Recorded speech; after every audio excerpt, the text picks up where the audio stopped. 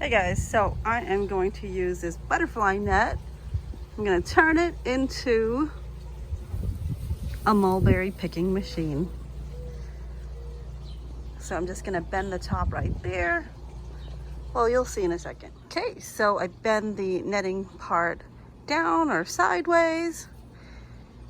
Add this little wire string to tie the mesh or the ring to the mesh to the post because it was a little loose, and I went ahead and I went ahead and extend this pole with another bamboo here, and all I did was I just shoved this right in and it stayed.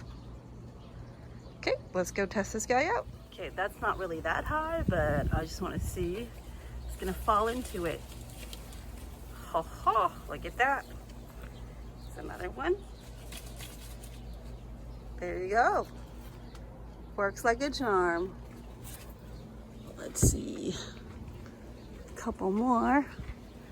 Ooh, right there. Boom. Look at that.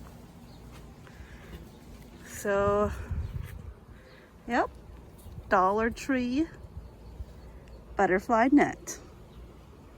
Cool. You know, now that I made this mulberry picking machine here, there's not a lot of mulberries to pick.